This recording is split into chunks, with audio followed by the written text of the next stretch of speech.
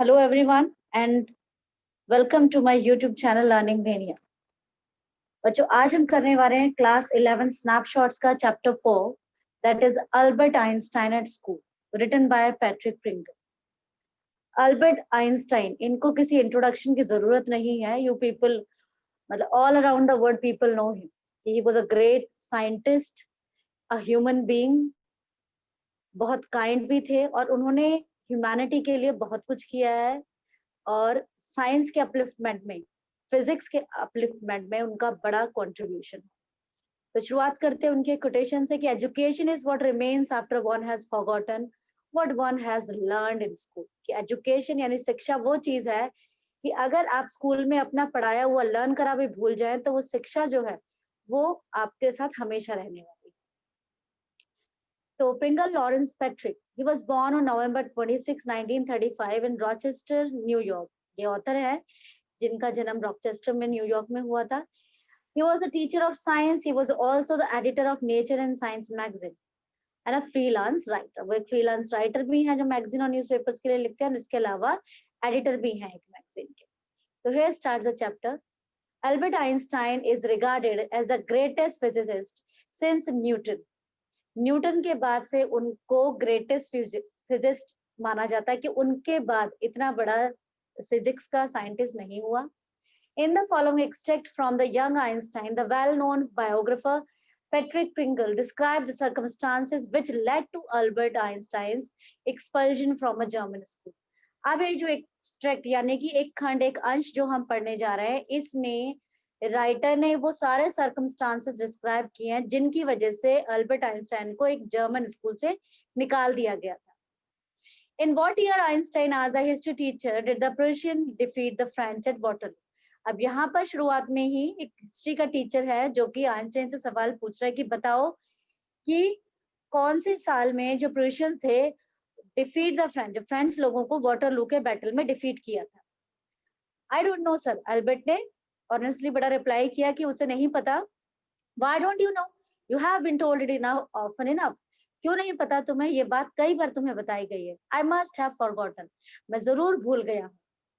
Did you ever try to learn, asked Mister Brown. और Mister Brown उनके history teacher का नाम है. कि क्या तुमने कभी याद करने की भी कोशिश की है, वो पूछते हैं उनसे. No sir, Albert replied with usual unthinking honesty.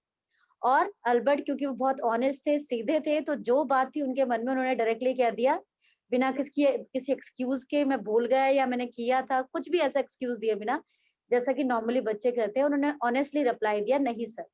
Why not, I can't see any point in learning dates, one can always look them up in a book. जब टीचर ने पूछा क्यों नहीं किया तो उन्होंने कहा कि मुझे डेट्स को याद करने में के पीछे कोई पॉइंट, कोई आइडिया नजर नहीं आता, क्योंकि अगर आपको डेट्स के बारे में जानना है तो आप बुक ओपन करके जान सकते हैं. Mister brown was speechless for a few moments. और अगले कुछ मोमेंट्स के लिए वो स्पीचलेस हो गए उनके history teacher. You amaze me Einstein, he said at last. Don't you realise that one can always look most things up in books? That applies to all the facts you learn at school. और फिर उन्होंने बोला कि Einstein, तो मुझे कई बार surprise करते हो, अमेज करते हो, कि क्या तुम्हें ये रियलाइज नहीं होता कि बहुत सारी ऐसी चीजें हैं जो हम बुक उठाकर उनमें देख सकते हैं और ये ज्यादातर उन फैक्ट्स पर अप्लाई करता है जो तुम स्कूल में पढ़ते हो. यस सर, अगेन उन्होंने ऑनेस्टली रिप्लाई किया. Then I suppose you don't see any point in learning facts. तो मुझे ऐसा लगता है कि फिर तो ये फैक्ट्स लर्न करने के पीछे तुम्हें कोई लॉजिक ही नहीं लगता होगा. Frankly sir I don't, said Albert. Albert ने कहा हाँ सर, फ्रैंकली कहूँ तो बिल्कुल भी नहीं. Then you don't believe in education at all. फिर तुम एजुकेशन में भी विश्वास नहीं रखते होगे. Oh yes sir I do, I don't think learning facts is education. तो फिर उन्होंने कहा नहीं, शिक्षा में मेरा पूरा विश्वास है, लेकिन सिर्फ फैक्ट्स को याद करना एजुकेशन नहीं. In that case, said the history teacher with heavy sarcasm, perhaps you will be so kind as to tell the class the Einstein theory of education. और ये सुनते ही हिस्ट्री टीचर ने एक सार्काज्म में, एक थोड़ी टॉन्टिंग वाली लैंग्वेज, उनका मजाक उड़ाते हुए कहा कि अच्छा, तो इस तरीके से तो क्या आप हमें आइंस्टाइन की थ्योरी बताएंगे कि एजुकेशन क्या होती है क्लास को. एल्बर्ट फ्रस्ट, ये सुनते ही वो एक्साइटेड हो गए, डिलाइटेड हो गए कि उन्हें अपनी बात रखने का मौका मिला. I think it's not fact that matter, but ideas, he said. I don't see the point in learning the dates of battles or even which of the armies killed more men. I would be more interested in learning why those soldiers were trying to kill each other. कहते हैं मुझे ऐसा लगता है sir, सच बात तो ये है कि इन बातों को, डेट्स को लर्न करने के पीछे कोई आइडिया नहीं है। मुझे नहीं लगता कि कोई लॉजिक है कि ये कोई भी बैटल की डेट कब थी, कौन सी आर्मी ने कौन सी आर्मी को कब हराया, कितने आदमी मारे। और सच पूछो तो मैं ज्यादा इंटरेस्टेड हूँ ये जानने में कि वो सोल्जर्स जो थे वो एक दूसरे को क्यों मार रहे थे। That's enough, Mr. Braun's eyes were cold and cruel. और ये कहते ही मिस्टर ब्राउन को गुस्सा आ गया और उन्होंने कहा बस बहुत हुआ। कोल्ड एंड क्रूअल मतलब there was no expression in his eyes, वो बड़ी क्रुएलिटी सी, बड़े गुस्से से उन्हें देखकर बोले, we don't want a lecture from you Einstein, you will stay in for an extra period today, although I don't imagine it will do you much good. और फिर उन्होंने कहा बस आइंस्टाइन, हमें तुमसे कोई लेक्चर भाषण नहीं चाहिए और आज तुम एक एक्स्ट्रा पीरियड के लिए रुकोगे और मुझे नहीं लगता कि उसमें वो तुम्हें एक्स्ट्रा लेक्चर भी कुछ फायदा कर पाएगा। It won't do the school any good either, बल्कि स्कूल को भी कोई फायदा नहीं होगा तुम्हारे लिए एक्स्ट्रा लेक्चर लगाने में।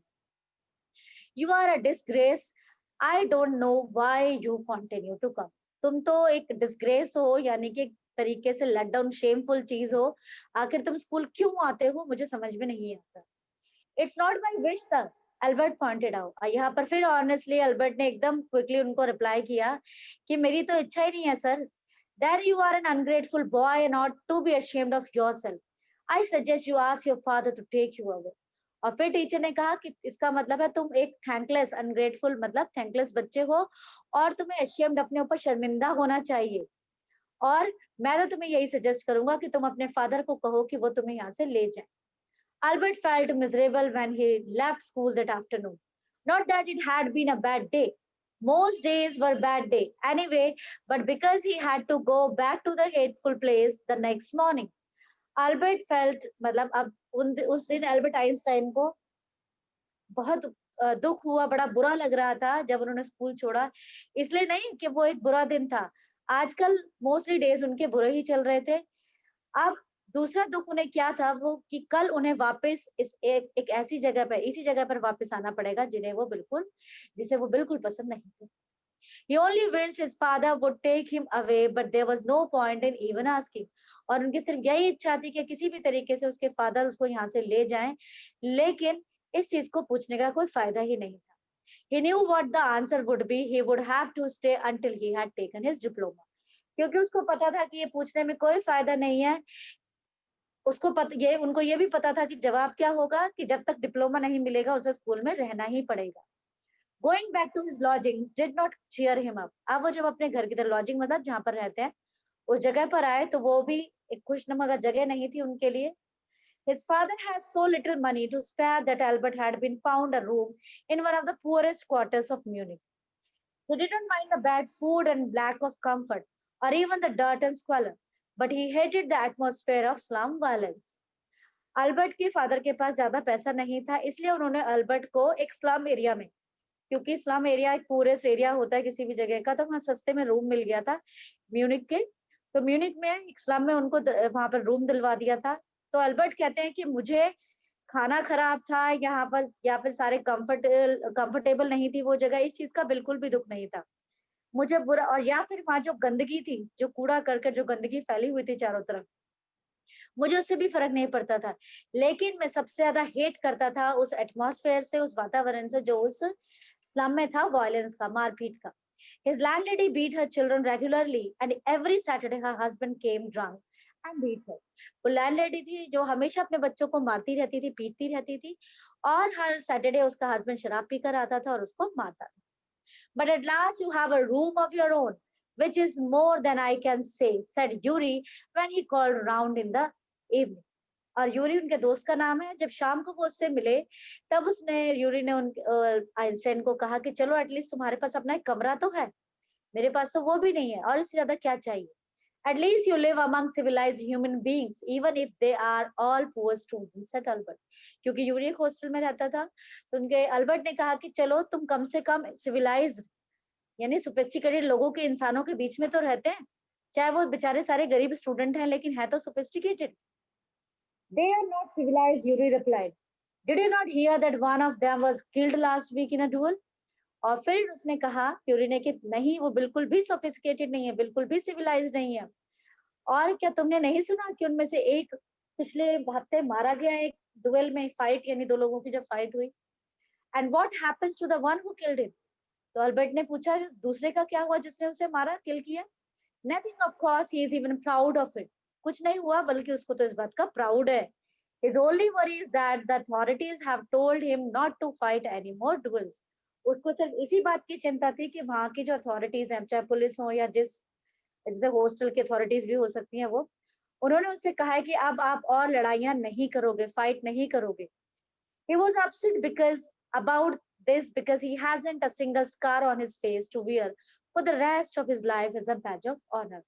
और वो कहता है उसे सबसे ज्यादा दुख इस बात का है, वो अपसेट इसलिए है कि उसके चेहरे पर इस फाइट में, इस डुअल में, उस इंसान को जिसमें उसने मारा था, उसकी वजह से उनके चेहरे पर कोई स्कार यानी कोई निशान नहीं पड़ा, जिसको वो एक बैज ऑफ ऑनर यानी कि अचीवमेंट के बाद जो हमें बैज मिलता है, तो वो एज अचीवमेंट जिसको दिखाकर बूस्ट अप कर सकेगा आगे फ्यूचर में। Oh, exclaimed Albert. And these are the students? और ये students हैं? एल्बर्ट ने बड़े दुखी होते एक्सक्लेम किया। Well, you will be a student one day, said Yuri. तो यूरी ने कहा तुम भी एक दिन स्टूडेंट बन जाओगे। I doubt it, said Albert glumly. I don't think I have ever passed exam for the school diploma. तो अल्बर्ट ने कहा कि नहीं, मुझे तो इस चीज में डाउट है। बड़े दुख होते हुए कहा मुझे नहीं लगता कि मैं कभी भी स्कूल डिप्लोमा कर पाऊंगा clear. He told his cousin Elsa the same next time she came to Munich. और यही सेम बात उन्होंने अपनी कजन एल्सा को बताई जब वो नेक्स्ट टाइम उनसे मिलने के लिए Munich I. Normally she lived in Berlin, where her father had a business. वैसे वो बर्लिन में रहती हैं, जर्मनी में ही म्यूनिक है, जर्मनी में ही बर्लिन है, जहां पर उनके फादर का बिजनेस है। I am sure you could learn enough to pass the exam, Albert, if you tried, she said. और उसने आकर उसे कहा अल्बर्ट से कि अगर तुम इतना लर्न कर लो जितना एग्जाम में आना है तो तुम पास हो जाओगे, अगर थोड़ी सी कोशिश करोगे तो।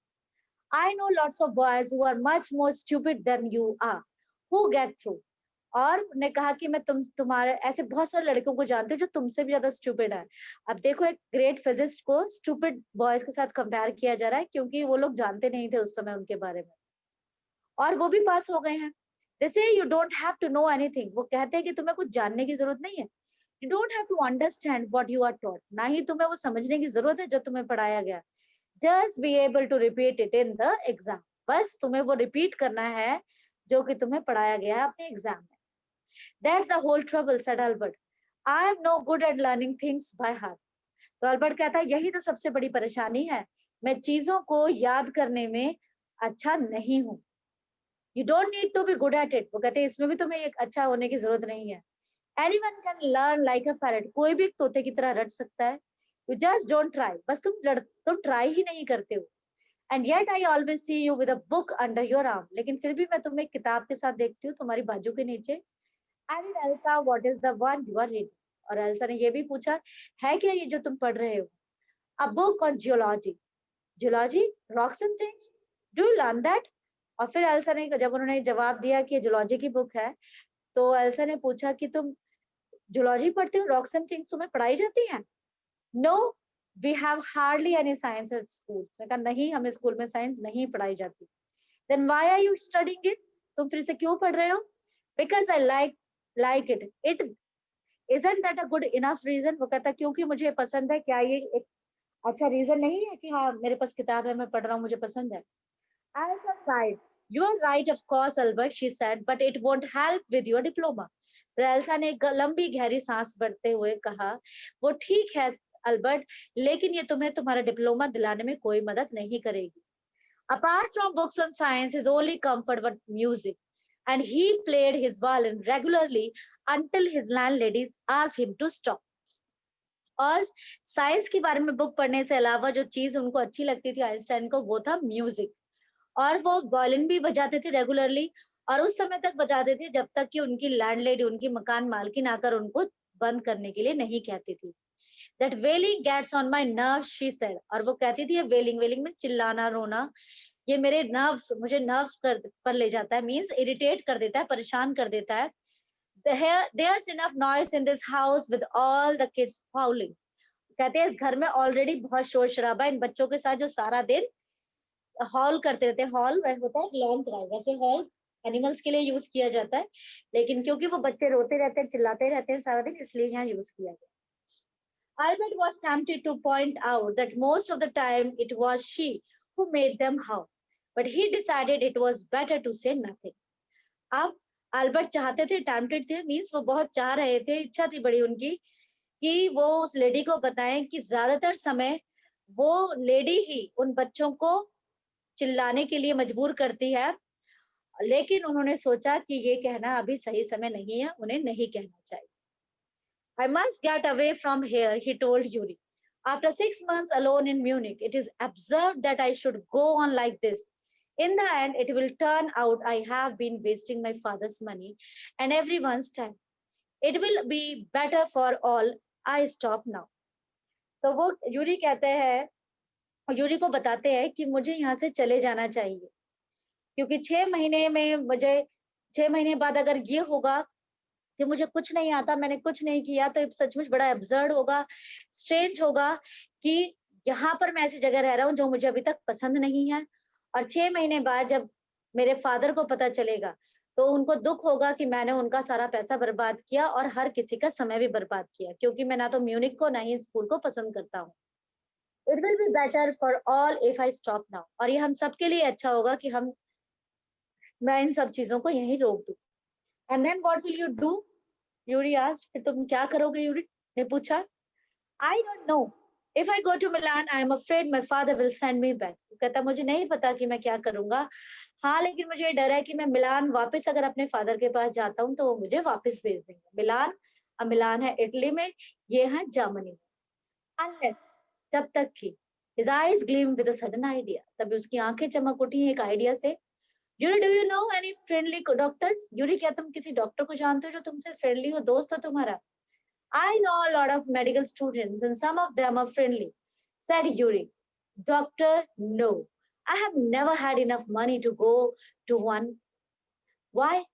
तो कहते नहीं, मैं मेडिकल स्टूडेंट्स तो है ऐसे बहुत सारे जिन जो मेरे दोस्त हैं, लेकिन डॉक्टर डॉक्टर को मैं किसी को नहीं जानता, क्योंकि मेरे पास कभी इतना पैसा ही नहीं होता कि मैं डॉक्टर को विजिट कर सकूं। लेकिन क्यों पूछ रहे हो तुम? Suppose, said Albert, that I had a nervous breakdown. तो अल्बर्ट ने कहा सपोज करो कि मुझे नर्वस ब्रेकडाउन हो जाए। या नर्वस ब्रेकडाउन का मतलब है कि become crazy, some sort of depression उनको हो जाए। और जो रूटीन की जनरल नर्वस ब्रेकडाउन तब होता है जब एक बंदा अपने रूटीन की चीजों को एक नॉर्मल एक जनरल वे में नहीं कर पाता, वो हर टाइम अपसेट रहता है। So suppose a doctor would say it's bad for me to go to school and I need to get right away from it. कहता मान लो अगर कोई डॉक्टर कह दे कि मुझे नर्वस ब्रेकडाउन हो गया है और ये मेरे लिए अच्छा नहीं है अगर मैं स्कूल जाता हूँ, क्योंकि ये स्कूल ही वो रीजन है जिसकी वजह से मुझे ब्रेकडाउन हुआ है, तो मुझे अभी के अभी उस स्कूल से निकाल देना चाहिए।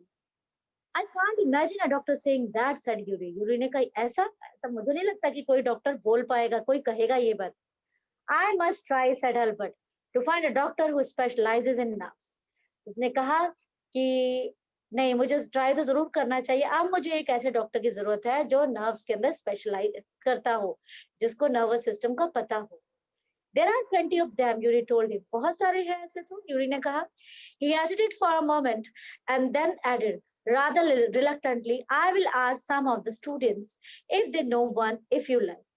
और फिर उसने थोड़े मोमेंट के लिए हेजिटेट किया और पूछा अगर तुम चाहते हो तो मैं पूछ सकता हूँ अपने दोस्तों से जो कि मेडिकल स्टूडेंट्स है, अगर वो लोग ऐसे किसी डॉक्टर को जानते हो तो। Will you? Oh, thank you, Yuri. Albert eyes were shining. Wait a moment, I haven't found one yet. और ये सुनते ही यूरी को की बात अल्बर्ट ने उनको कहा कि बहुत बहुत धन्यवाद, और ये कहते उनकी आंखें चमक उठी। फिर यूरी ने कहा रुक जाओ, अभी मैंने तुम्हें अभी कोई ढूंढ के नहीं दे दिया, इंतजार करो। ओ बट यू विल, तुम ढूंढ लोगे।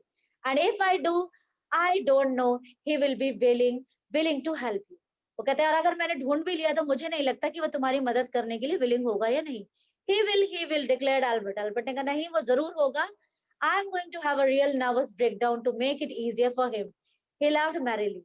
और फिर उन्होंने हंसते हंसते कहा कि मैं उसकी परेशानी सोल्व कर दूंगा, मैं सचमुच अपने आप को नर्वस ब्रेकडाउन में ले आऊंगा ताकि उसके लिए आसान हो जाए।